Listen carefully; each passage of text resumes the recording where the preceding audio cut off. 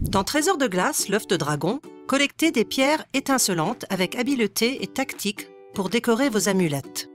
Au milieu, on construit le nid gelé avec 3 anneaux glacés remplis de la tuile nid, des pierres étincelantes, puis de l'œuf de dragon posé par-dessus.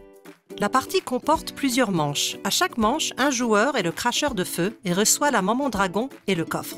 Les autres joueurs sont les jeunes dragons et posent chacun 3 cartes amulettes face visible devant eux. Pour décongeler le nid, le cracheur de feu retire l'anneau glacé du dessus du nid avec précaution pour ne pas faire tomber l'œuf.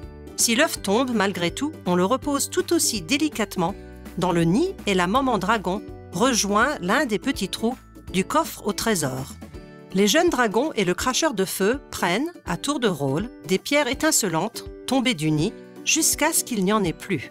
Les jeunes dragons prennent une pierre étincelante par tour et la posent sur une de leurs cartes amulettes, sur un emplacement de la même couleur ou sur la case multicolore qui accueille une pierre de n'importe quelle couleur.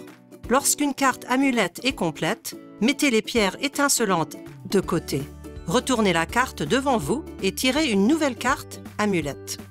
Quand vient le tour du cracheur de feu, il ramasse 2 pierres étincelantes qu'il place dans le coffre au trésor, sauf si l'œuf est tombé du nid, auquel cas il ne prend qu'une pierre étincelante par tour.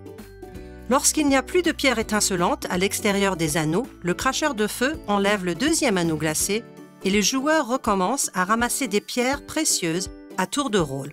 Puis, on retire le 3e anneau glacé. Lorsque toutes les pierres étincelantes qui ne sont pas dans le nid ont été ramassées, la manche est terminée. Les cartes amulettes incomplètes retournent sous la pioche. Videz le coffre au trésor et passez-le au joueur suivant. On recommence une nouvelle manche avec un nid de nouveau rempli. On joue alors jusqu'à ce que chaque joueur ait été une fois cracheur de feu. Pour finir, chacun compte les points sur les cartes amulettes qu'il a complétées. Le gagnant est celui qui a le plus de points.